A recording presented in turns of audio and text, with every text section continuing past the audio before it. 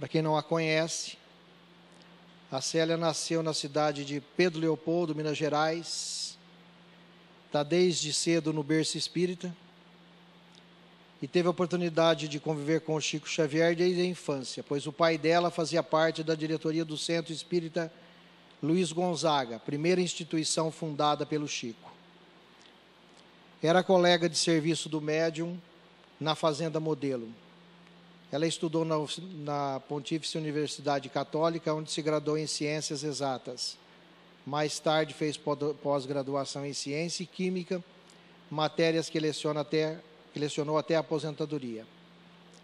É mãe de Aguinaldinho, Mariana e Rangel e está presidente do Centro Luiz Gonzaga, onde ministra palestras semanais e participa do atendimento fraterno. É idealizadora e curadora do Memorial Luiz Gonzaga, fundada em 2010. Parte de sua história está retratada no filme As Mães de Chico. Por essa razão e pelo grande interesse despertado na mídia a respeito da doutrina espírita, de seu maior expoente, Chico Xavier. Já participou de dezenas de programas de TV, deu entrevista para inúmeros veículos de imprensa, escrita e falada, e já proferiu palestra pelo país afora, e também pelo exterior. Está lançando hoje na nossa casa o seu livro Vencendo a Dor da Morte, cuja obra tem uma tiragem de 50 mil exemplares e expressa sucesso editorial do seu trabalho, fruto de suas experiências ao longo de 30 anos e que agora compartilha com os leitores no intuito de auxiliá-los a superar a perda de entes queridos. Entra por aqui, ó.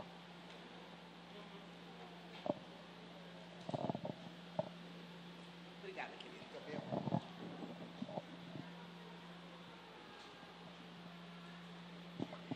Queridos irmãos do Ideal Espírita, que a paz de nosso Senhor Jesus Cristo esteja em nossos corações.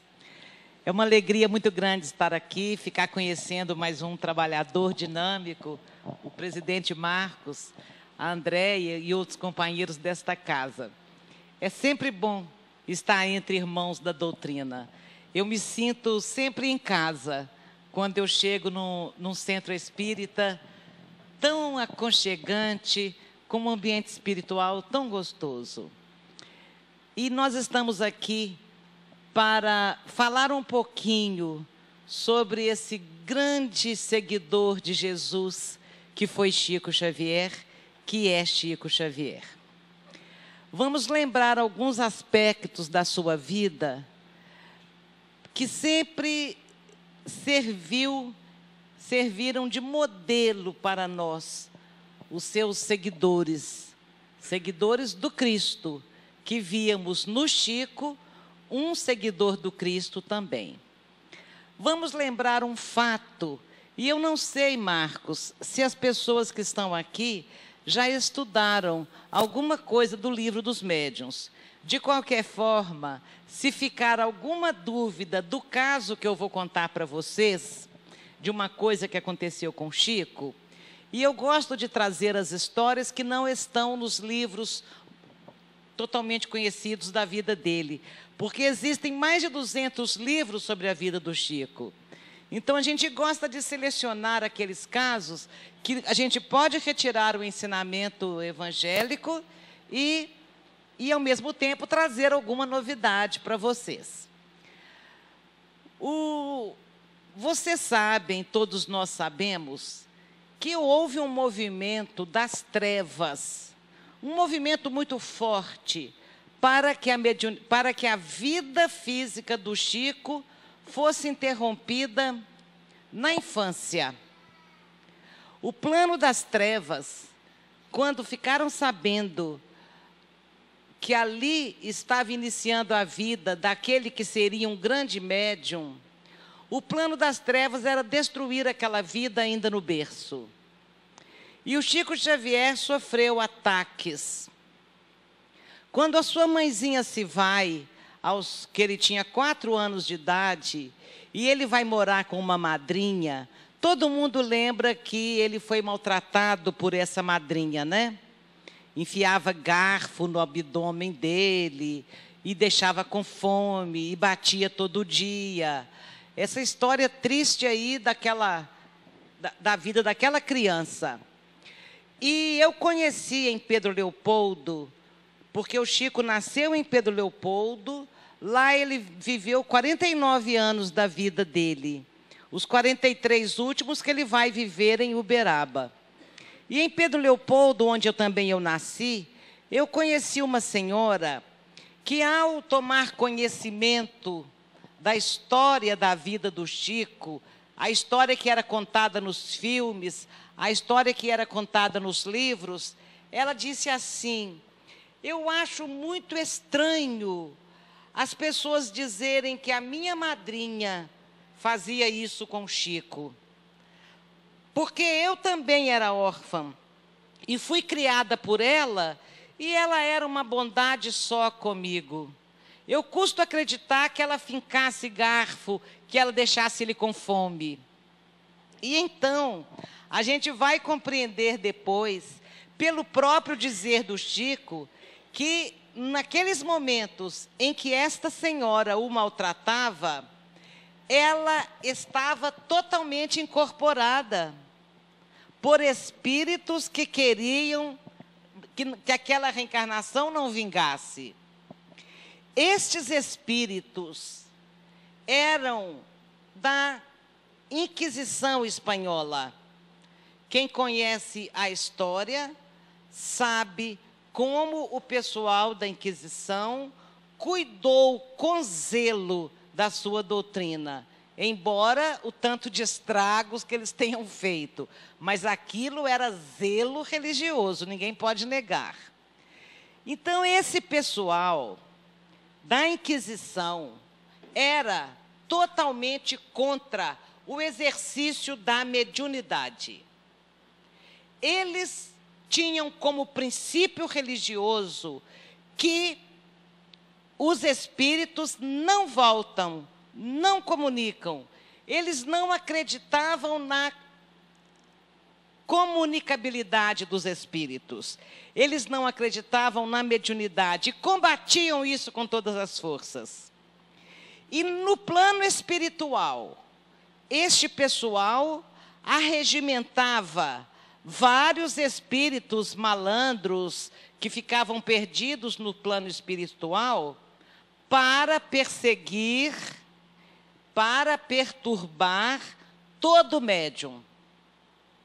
Por esta razão que até hoje muitas pessoas encontram na própria mediunidade um ponto de desequilíbrio. E são considerados perturbados, são considerados desequilibrados muitos médiuns.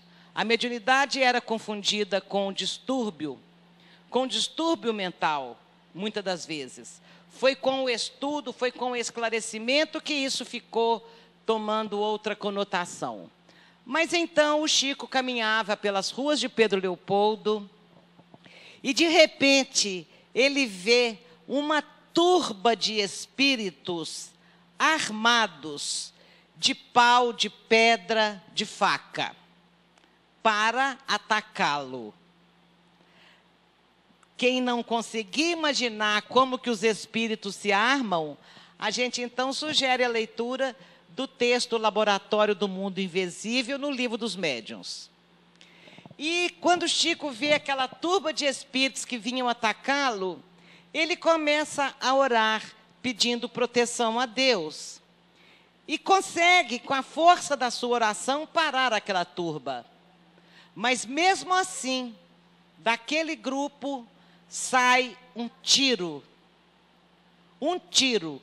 que acerta o Chico no ombro.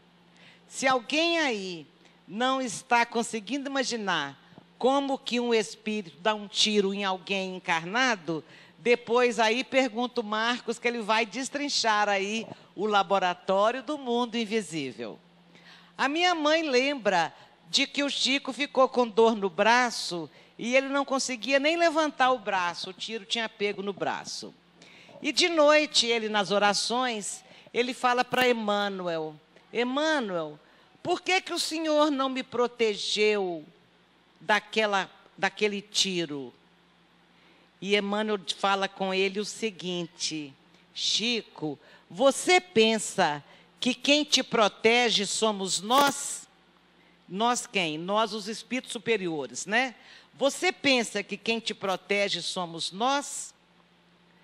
Quem te protegeu naquele ataque foram as mãezinhas dos presidiários que você visita toda vez que pode. São as mãezinhas desencarnadas dos presidiários. Elas te protegem. Elas que não querem que nada de mal te aconteça. Porque você é a única pessoa que leva amor para os filhos delas. Elas que te protegem.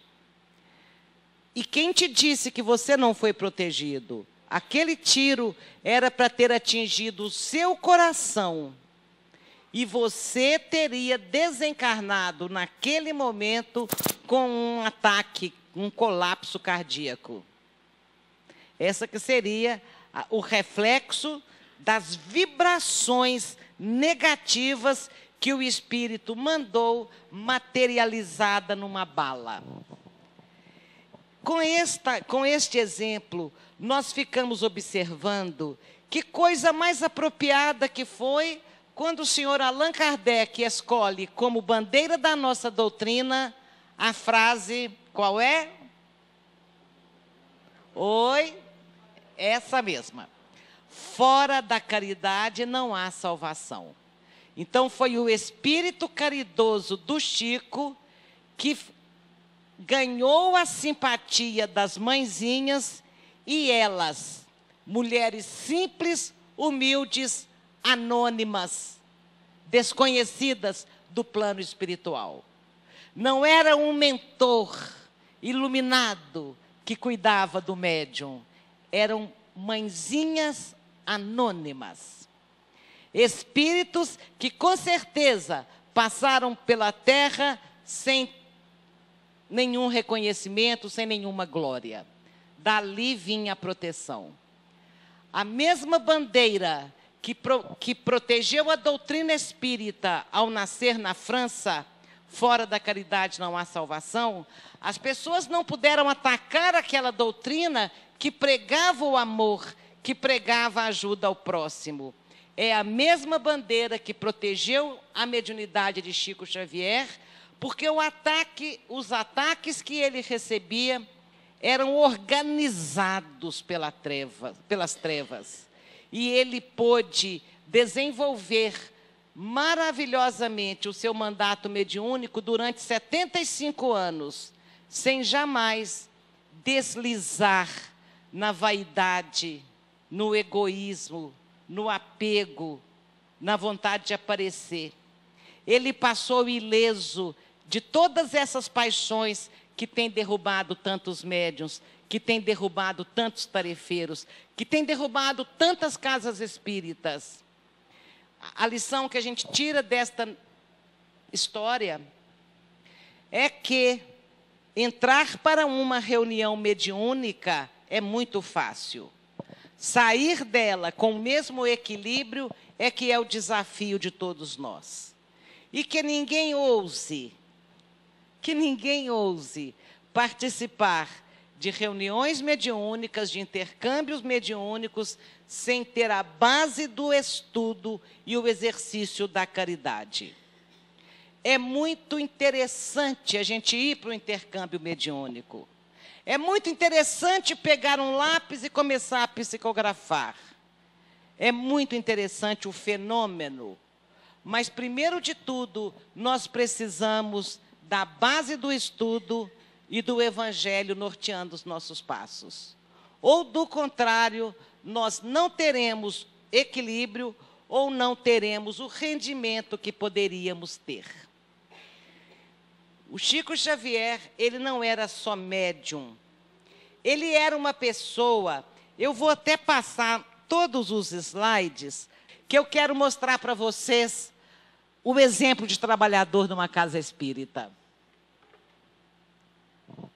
Pode passar rapidinho. Depois, se der tempo, a gente volta nessas histórias. Olha, é isso que eu queria dizer. Nós estamos numa casa espírita, com convidados, com palestrantes, com trabalhadores. Eu queria falar disso. Olha o que o Chico disse numa carta para um amigo. As pessoas que se aproximam de mim querem ler o Evangelho em minhas atitudes. Vocês percebem a profundidade desta frase? Querem ler o Evangelho em minhas atitudes.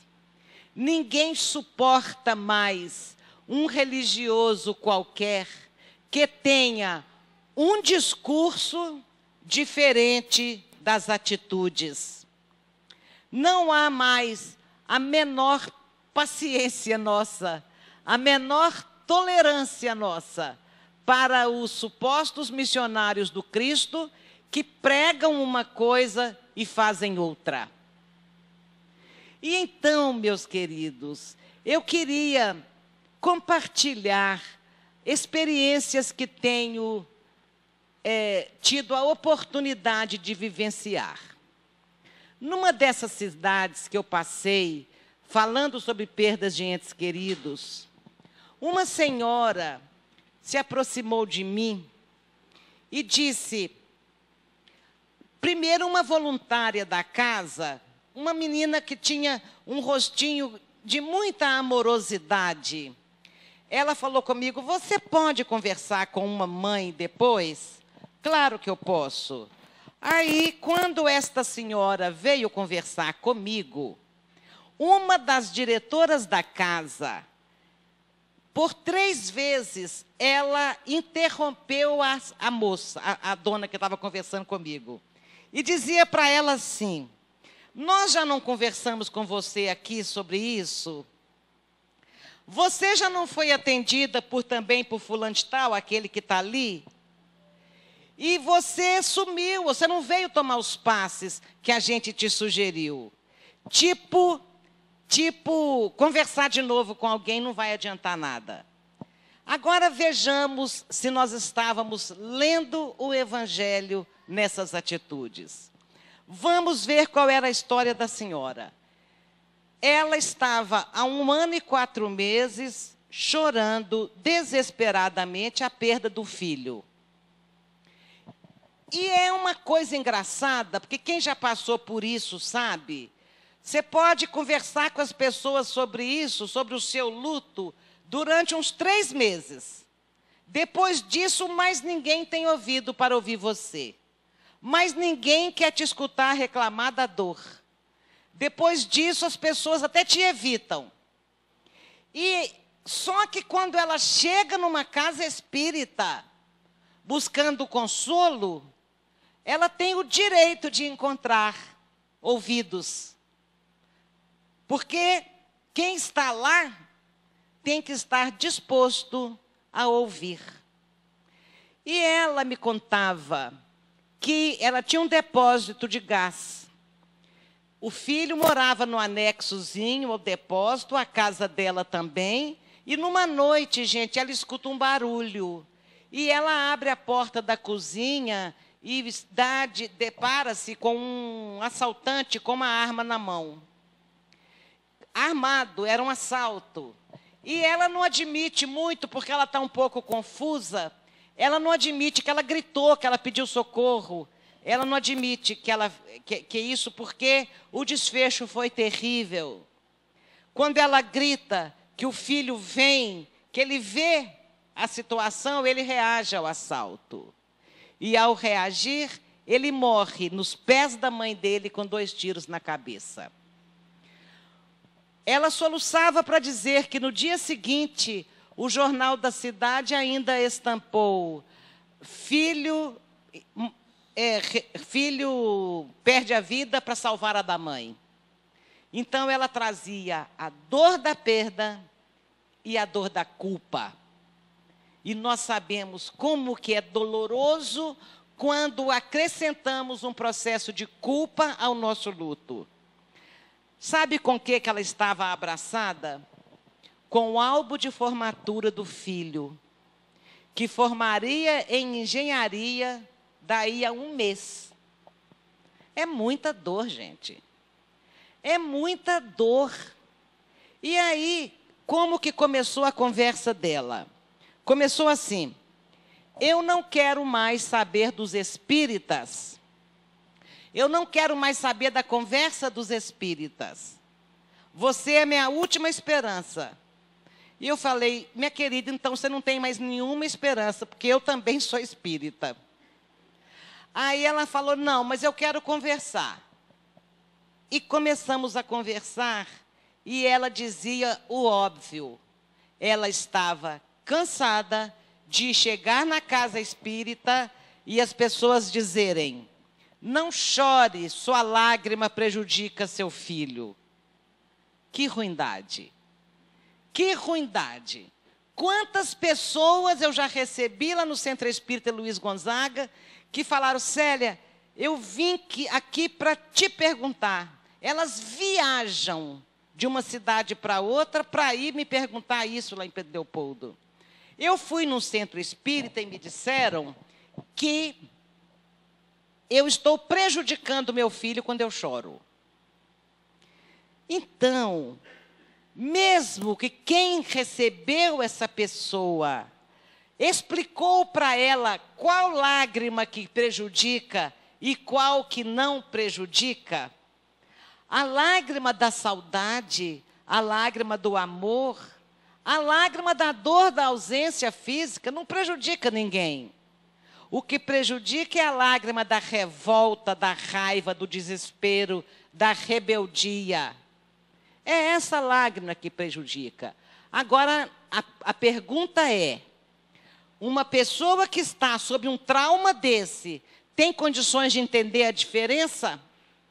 Ela nem sabe que ela está chorando de rebeldia, porque ela não estudou as leis de Deus para ter a resignação necessária.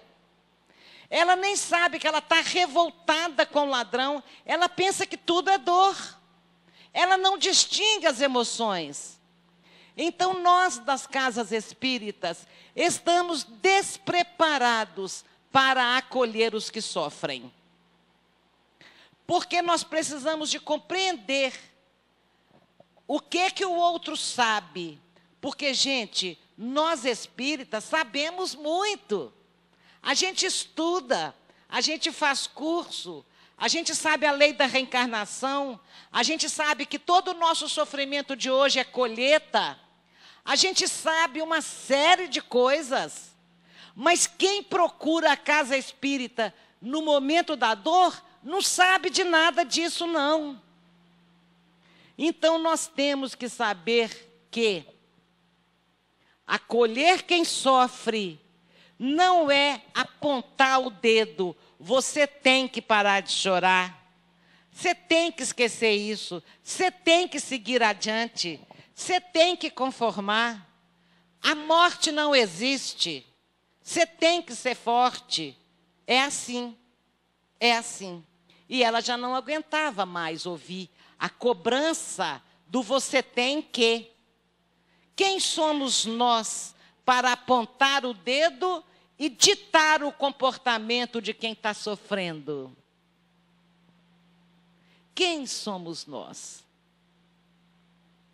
Muito menos quem não passou pela dor. O meu marido foi extremamente grosseiro com uma senhora. Ela dizia para ele: você tem que parar de chorar, você tem que conformar, você tem que resignar. Uma visita na nossa casa. E ele estava tão cheio de ouvir aquilo, que ele disse para ela: você já enterrou um filho alguma vez? Ela falou: não, senhor.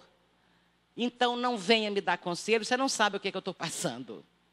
Então, dentro da sua dor, ele foi extremamente agressivo. Mas ele pontuava algo que os psicólogos e os religiosos do mundo inteiro nos ensinam. Não se fala essas frases de efeito com quem está sofrendo. Segue em frente. E aí, gente, eu estou aqui para falar de minhas experiências com Chico, e eu fiquei lembrando como que Chico acolhia a nós, mães sofredoras. Como que ele acolhia qualquer tipo de sofredor.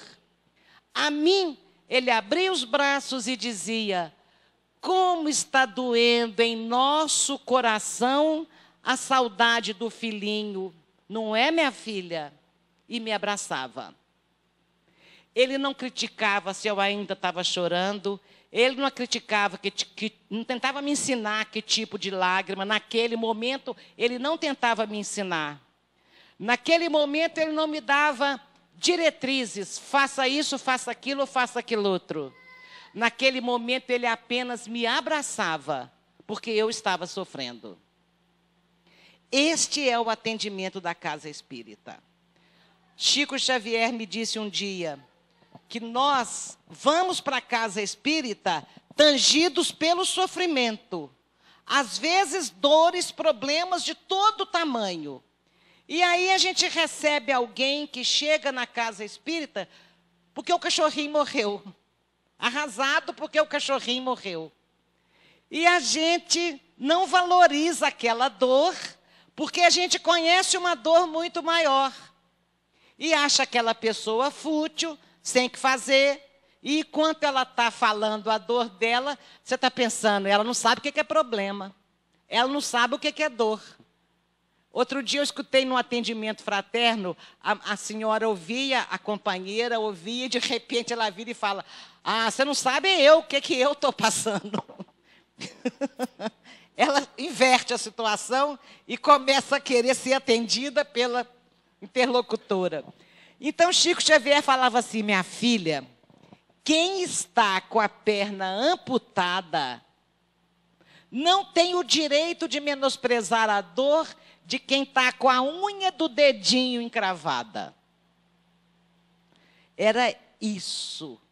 Era isso. Cada um tem a sua dor que lhe dói de uma intensidade X. Se eu nunca sepultei um filho, o dia que o meu cachorro morrer, isso é uma tragédia enorme na minha vida.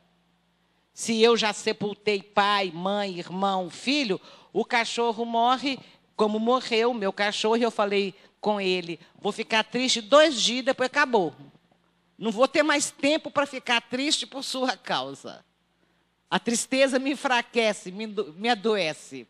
Então, a gente que sente uma dor maior não tem o direito de menosprezar. Por quê? Qual é o princípio do dar o seu coração, do dar o seu ombro, do dar o seu ouvido? Qual é o princípio que rege isso? Se chama empatia. Todo mundo aqui sabe o que é empatia, mas não custa reafirmar. Empatia é a minha capacidade de me colocar totalmente no lugar do outro. Isso é que é empatia. Como que está doendo no nosso coração a saudade do filhinho? Ele se punha totalmente no meu lugar. Nós, trabalhadores espíritas, realizamos a empatia ao contrário. A gente quer que o outro é que se coloque no nosso lugar. E a gente diz para ele, quantas vezes nós já dizemos assim: eu, se fosse você, a gente não fala isso? Eu, se fosse você, faria era assim, assim e assim. Ah, eu no seu lugar faria assim, assim e assim. Então está você ali postando de professor, ensinando. Eu, se fosse você. Não, o princípio é o contrário. O princípio é o contrário. Eu, se fosse você, eu ia procurar ver como que você está sentindo e não impor a minha maneira de pensar. Isso é amor. Isso é amor. Quando as pessoas me perguntam qual foi a maior experiência que vivi ao lado de Chico Xavier, qual foi a cena mais tocante, qual foi o que mais me marcou? Eu respondo que, primeiro, não me dei conta do tamanho da intensidade da luz que brilhava ao meu lado.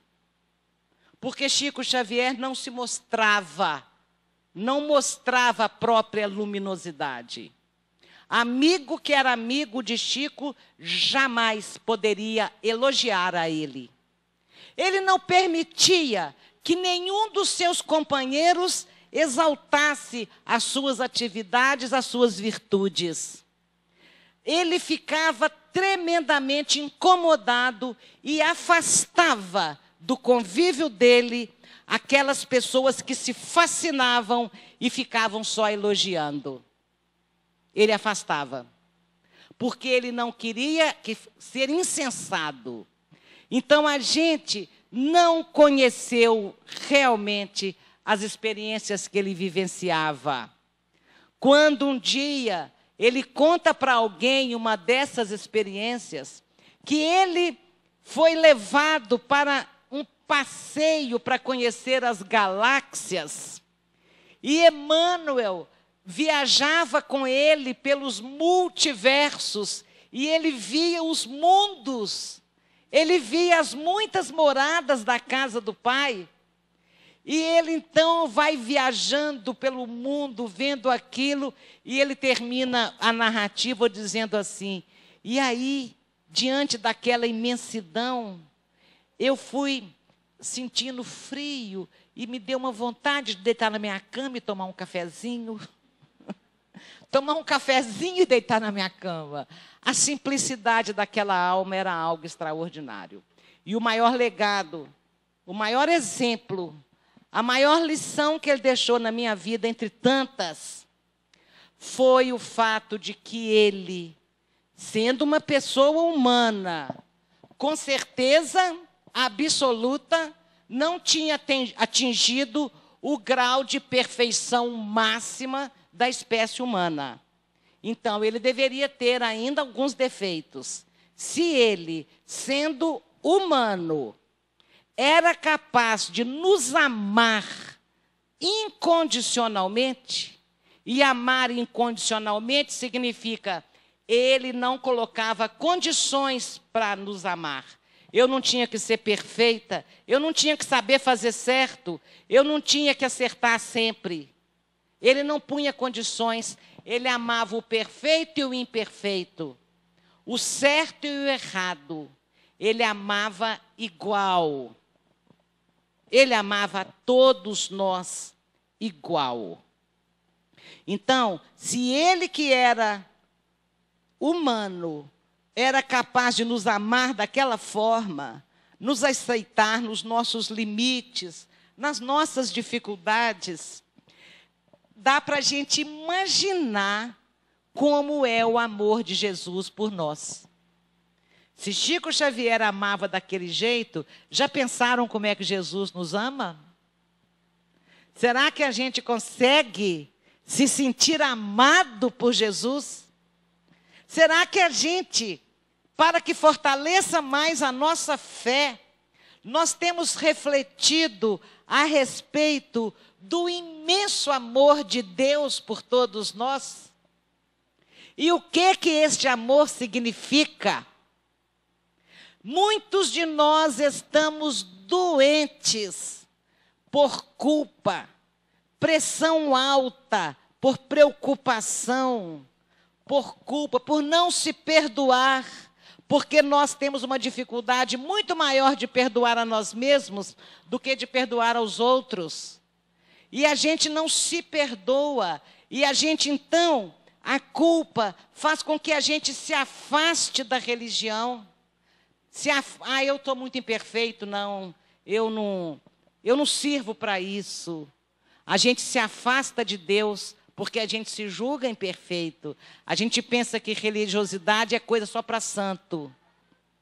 Então, Deus nos ama, nos aceita, não nos julga. Deus não castiga. Deus não castiga, sabiam? Deus não castiga. Jesus disse: meu Pai a ninguém julga. Se Deus não julga, não condena. Se não condena, não castiga. Não é verdade? Então nós precisamos de nos aceitar também como somos e nos amar apesar do que ainda somos. Que é este amor que vai aumentar a nossa autoestima para que a gente possa render o que pode render. Porque a gente fica ali, quieto, no nosso canto. Essa tarefa não é para mim. Essa tarefa eu não dou conta. Essa tarefa eu não sei. Essa tarefa eu não estou preparado. Sendo que basta que a gente dê um passo em direção ao trabalho na seara do Mestre, que Jesus dá 1000 ao nosso encontro. Então a gente tem que refletir sobre esse grande amor de Deus por todos nós. Uma grande lição da minha vida também que eu quero compartilhar. Acha a minha mãe aí. Volta um pouquinho. A única velha que tem aí é ela.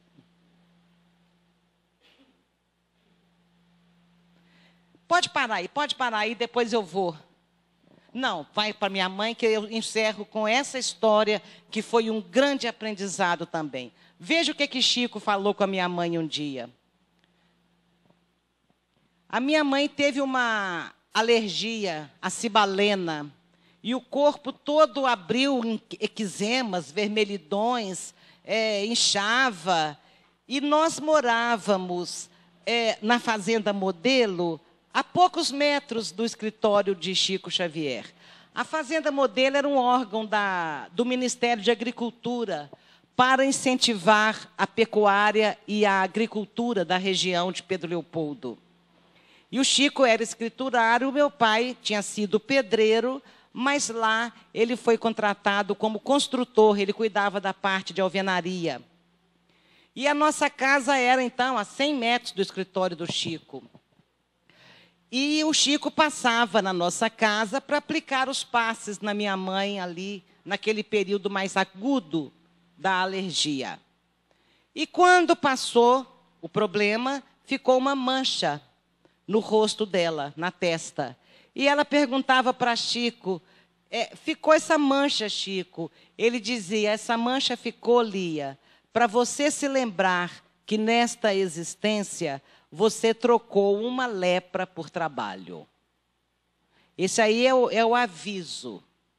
E então, quando os meus pais foram me ensinar a segunda epístola de Pedro, que o amor cobre a multidão dos nossos pecados, nós vamos compreender perfeitamente o que Jesus quis dizer com isso. Deus não quer o nosso sofrimento. Deus não quer que a gente sofra para resgatar um passado. Deus quer que a gente aprenda. Não precisamos da dor para que se realize em nós o nosso processo de crescimento espiritual.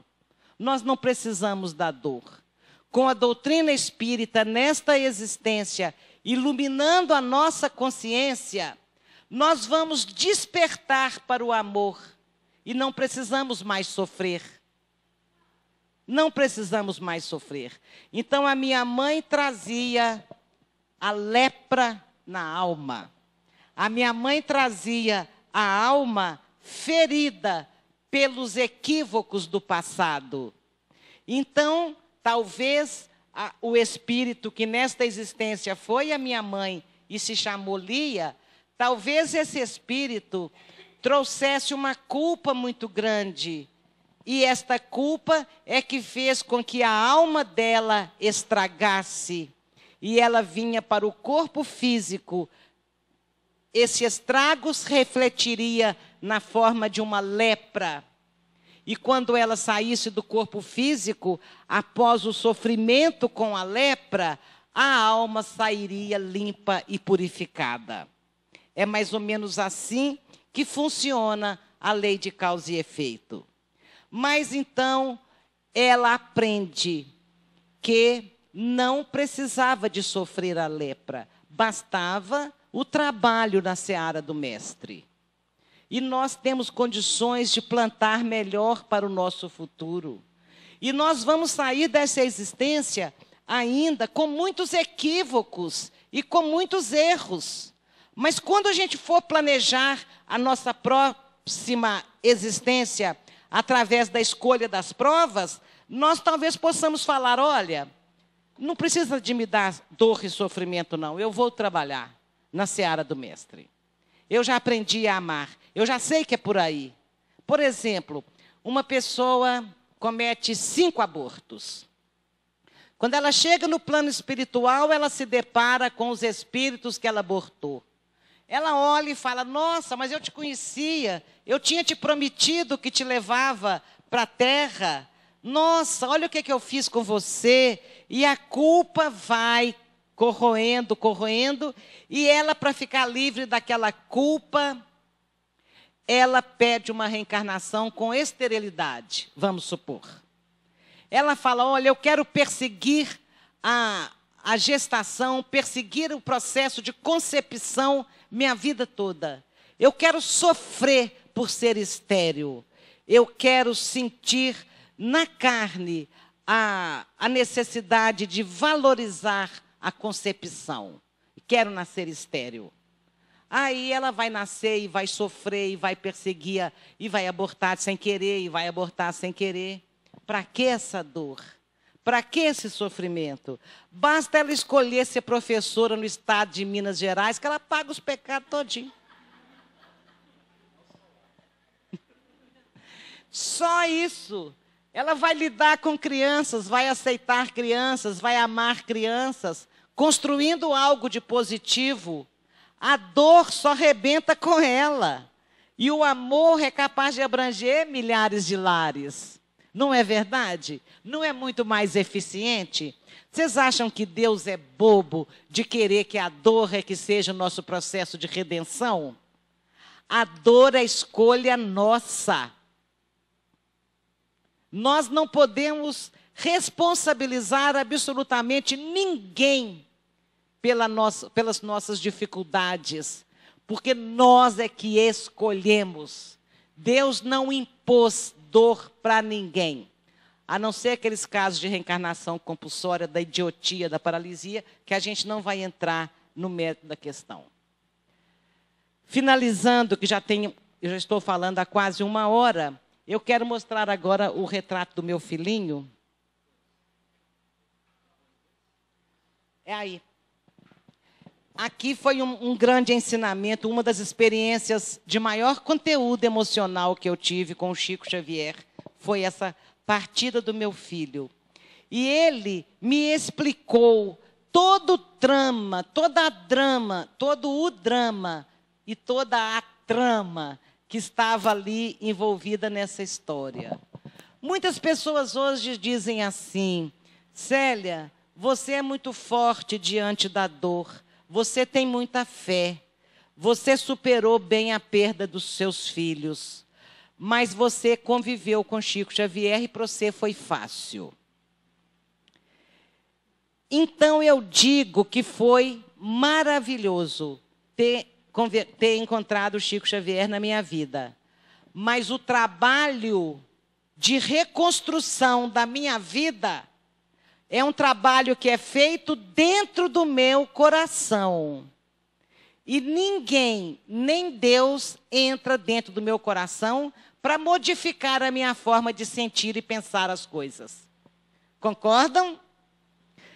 Então, foi maravilhoso. Mas se eu tenho realmente alguma força e se a minha fé está fortalecida, não foi porque convivi, foi porque estudei o Evangelho de Jesus. Foi porque aprendi as leis que regem as nossas vidas. Foi porque compreendi quem somos nós, o que viemos fazer aqui. Por que sofremos? Por que nascemos? Por que morremos? Foi esta compreensão que estruturou as bases do meu fortalecimento. Então, é a doutrina espírita que é consoladora. Não é receber carta psicografada que nos consola. E olha que quem está falando isso é quem recebeu carta da mão de Chico Xavier. Foi maravilhoso receber a carta do meu filhinho através do Chico. Foi maravilhoso ouvir o Chico ler a mensagem. Era como se naquele momento as mãos abençoadas da psicografia dele colocasse meu filhinho no meu colo de novo. Mas milhares de mães também receberam. E continuaram tão infelizes e tão saudosas quanto sempre estiveram. Não é carta psicografada o único meio que a doutrina espírita tem para consolar os que sofrem o luto. Se fosse, nós estaríamos perdidos.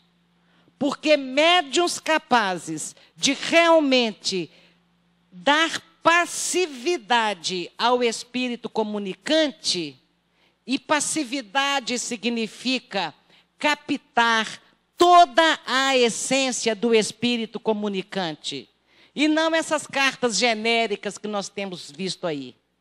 Estou bem, eu te amo, seu amor me ajuda, estou com familiares queridos, vamos esquecer a tragédia, vamos esquecer aqueles momentos terríveis, já passou, até eu sei escrever uma carta.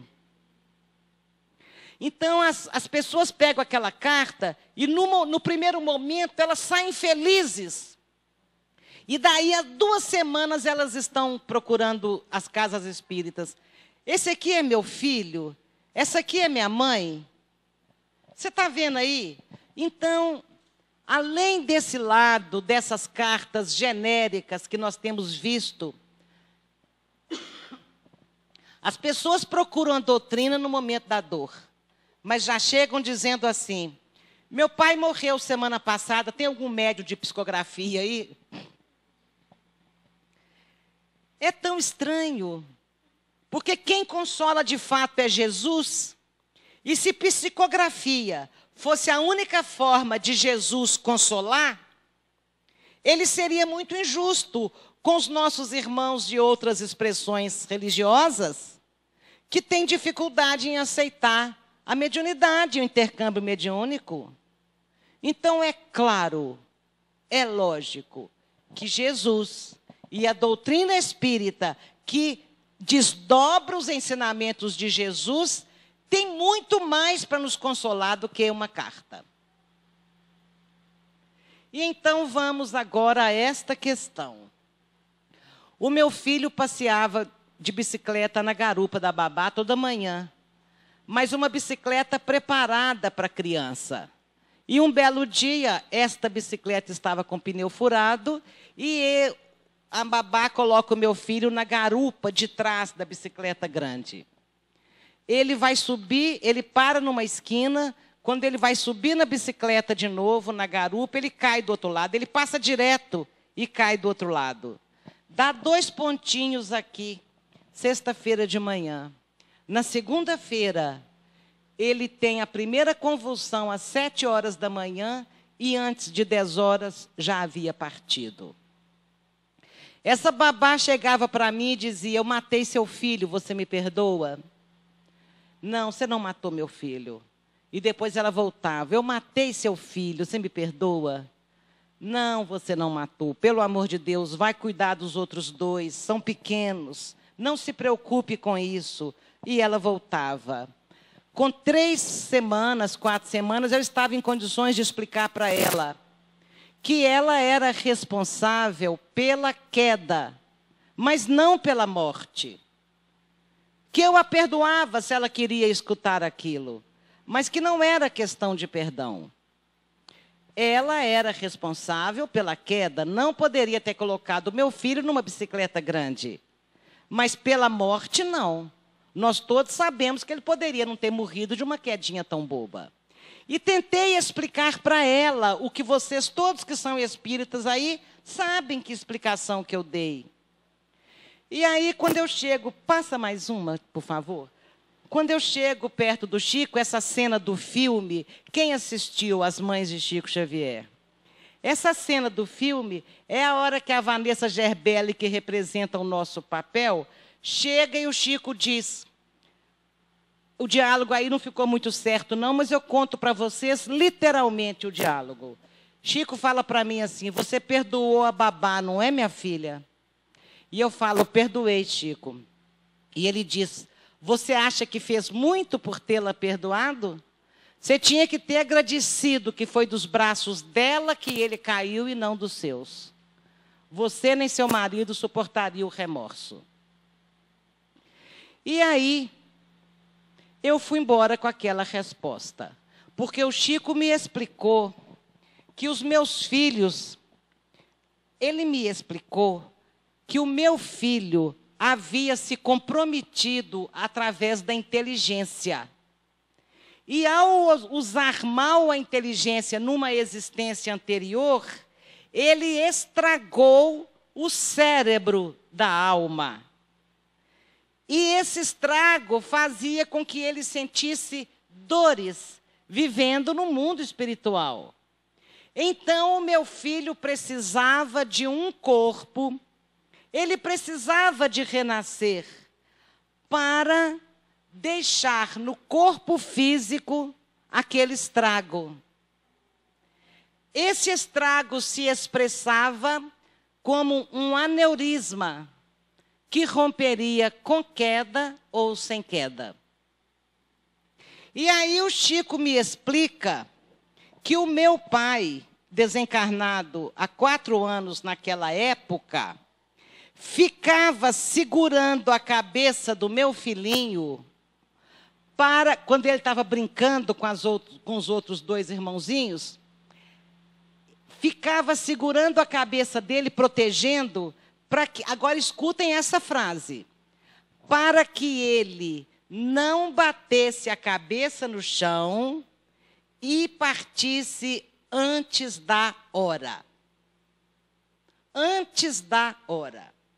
Gente, por esta experiência, eu posso afirmar a todas as pessoas que estão enlutadas que ninguém partiu antes da hora, a não ser que tenha ele mesmo acelerado o processo através de um suicídio, até um suicídio inconsciente, que também a gente vai antes da hora. Mas as outras causas todas não foi obra do acaso. Não foi obra do acaso. Deus tem mecanismos para tomar conta de todos os seus filhos. E Ele toma conta de todos os seus filhos. Só acontece o que a pessoa trouxe na programação reencarnatória. Quando nós saímos do plano espiritual, nós já saímos com o tempo que nós vamos ficar aqui delineado. Você vai ficar 3 anos, você vai ficar 10, você vai ficar 90.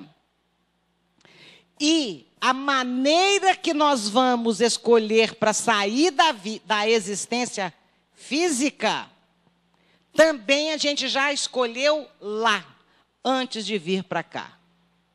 O acaso não existe. Uma médica em Aracaju dizia para mim, a culpa é minha que minha filha morreu. Esta senhora lá do depósito de gás que eu contei para vocês o caso, não foi o acaso que colocou o filho dela na frente da arma do ladrão. Ela não tinha culpa daquilo. Ela não tinha culpa daquilo. Ela podia tirar aquela culpa de dentro dela. E uma médica me disse em Aracaju, a minha filha morreu com 16 anos e a culpa é minha. Eu estava de plantão no hospital e não busquei minha filha na festa.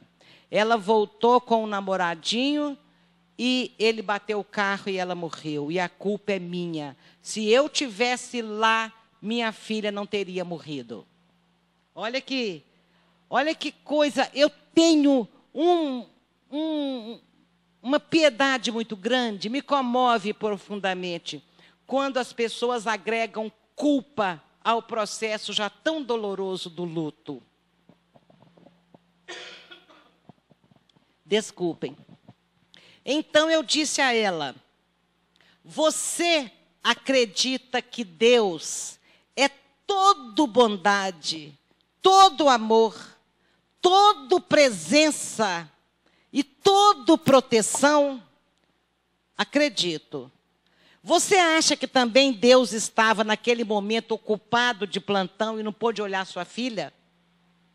Você consegue imaginar um Deus, um pai, que não olha e não protege os seus filhos? Porque, gente, se nós acreditamos em Deus, nós vamos acreditar num Deus que é tudo, tudo. Se tirar uma só das qualidades de Deus, ele deixa de ser Deus. Concordam? Então, quando as coisas nos acontecerem, vamos pensar nesse Deus, do que é Deus. Então, se Deus não impediu, porque não era para ser impedido. Porque a menina havia vindo para ficar apenas 16 anos. Porque aquele espírito queria sair da vida de uma forma violenta. Por quê? Não faço a menor ideia. Talvez para aprender a serenidade. Talvez para aprender a nunca mais valorizar a violência. Talvez ela tenha sido uma pessoa que valorizou muito a violência, prejudicando centenas de outras, e fala: eu quero sair da vida vítima de uma violência para nunca mais eu usar de violência com ninguém. É só assim que eu vou conseguir aprender. A gente aplica esse método de aprendizado na criança. Não põe a mão que está quente. Não põe a mão que está quente. Não põe a mão que está quente. A criança só aprende na hora que ela põe a mão e queima. E aí ela não põe a mão mais. Porque aí ela aprendeu. Ela aprendeu sofrendo na própria carne. Nós somos crianças espirituais. E escolhemos o sofrimento para aprender. Então, Kardec chama de a força das coisas. Ninguém foi antes da hora. Ninguém foi antes da hora. Não há erro médico, não há motorista irresponsável, não há um marginal de uma bala perdida, não há um assalto, não há nada que seja regido pelo acaso. E eu não posso mais explicar com toda a profundidade o que a doutrina nos ensina sobre isso, porque o tempo não é suficiente. E, graças a Deus, eu me debrucei durante 2 anos em cima de um livro explicando cada tipo de morte e a presença de Deus em nossas vidas. Porque, se existe um grande ganho que a doutrina nos deu, é de nos ensinar a ver o Deus de amor através das lágrimas. Porque muitas religiões nos formam ensinando a ver o Deus só quando tudo está bonito. E a gente fala infantilmente: Deus foi tão bom para mim que eu consegui um emprego. Então Deus foi ruim para aquele que está desempregado? É Deus que foi ruim para aquele que está desempregado? Então a gente só consegue ver Deus quando a nossa vontade está satisfeita. Só aí que a gente consegue ver Deus. A doutrina, ao nos mostrar as leis que regem as nossas vidas, nos mostra Deus através das nossas lágrimas. E aí sim é que mais a figura de Deus se eleva no nosso coração, porque nós estamos precisando nos aproximar dele. Esse é o grande ganho. Então, a lição da partida do meu filho é uma das melhores experiências que vivi com Chico Xavier, quando ele me explica este outro lado do perdão. Esses instrumentos cegos da lei que passam pelas nossas vidas, é para fazer o serviço sujo no nosso lugar. é para que a partida seja com menos estragos emocionais possível. Então, o Haroldo Dutra Dias, o grande estudioso das Escrituras, meu conterrâneo, ele dá um exemplo extraordinário. Ele diz assim: o ladrão pode falar assim: hoje nem que eu mato alguém, mas eu consigo dinheiro para me drogar. E ele vai para uma esquina e ele fala: eu vou matar. Então o ladrão escolhe matar. Escolhe se ele vai matar com facada, com paulada ou com tiro. Escolhe como que ele vai matar. Escolhe a hora que ele vai matar. Escolhe o local que ele vai ficar para matar. Mas a vítima não é ele que escolhe. Deus não deixa passar naquela esquina, naquela hora, a pessoa que ainda tem que ficar mais. Nós conseguimos acreditar nesse Deus que cuida de detalhes para que o mal não seja fruto do acaso? Nós conseguimos acreditar nesse Deus? Outro dia, nós estamos vendo exemplos disso a todo momento. Outro dia, o rapaz estava na porta do prédio da irmã, esperando por ela. A irmã se atrasou. Ele sai do carro e vai bater o interfone de novo. Neste íntere, neste momento, passa um rapaz e metralhadora no carro. O motorista tinha ido bater o interfone de novo, chamando a irmã, tinha saído do carro. E mesmo assim o carro dele é metralhado e atinge um rapaz que estava passando no passeio naquele momento. Força das coisas, é o que Kardec chama. Então aquela irmã demorou. Demorou porque ela foi tornar a passar o batom, foi pegar o telefone, foi apagar uma luz. Como que a espiritualidade segurou ela lá em cima? É tão fácil. É tão fácil. E o rapaz, em vez dele ficar lá passando um WhatsApp para a irmã, ou telefonando, ele desceu e foi bater no interfone de novo. Alguém disse: saia, vá chamar sua irmã. É assim que a espiritualidade age, nos protegendo. Agora, o rapaz que passou lá na hora, estava na hora dele. Isso, gente, não justifica a violência. Isso não justifica a presença do mal no mundo. Isso explica, mas não justifica. E Jesus sabia disso. O escândalo tem que vir ao mundo, mas ai daquele que for o portador. O escândalo tem que vir ao mundo porque nós resolvemos sair do mundo de maneira escandalosa. Dando um exemplo assim, para sintetizar. Então o escândalo tem que vir ao mundo. Mas Deus não precisa do escândalo para que a sua lei se cumpra. Porque as leis de Deus são imutáveis, são eternas, são perfeitas como o próprio Deus. E Ele não precisa que haja o mal para que a sua justiça se faça. Mas Deus sabe que nós somos malvados e que vamos criar o mal e esse mal vai atingir uns aos outros. Então Deus cuida para que esse mal não atinja quem não tenha que passar por aquela experiência. Conseguimos acreditar nesse Deus? Se não conseguimos, nós vamos estudar mais. Porque isso que eu estou dizendo é fruto dos nossos estudos do Livro dos Espíritos, da Gênese, de Céu e Inferno, das obras de Kardec. E está lá. Não estou inventando nada. Então, é esse estudo, é esse Deus. Chico Xavier dizia, aliás, ele escreveu num livro chamado Cartas do Coração, ditado pelo Espírito Meimei. Ele escreveu: de todos os infelizes, os mais desditosos são aqueles que perderam a confiança em Deus e a fé no futuro e prosseguiram vivendo. E tiveram que prosseguir vivendo. Então não há infelicidade maior do que perder a confiança no Pai e perder a fé no futuro. Então nós podemos ser felizes.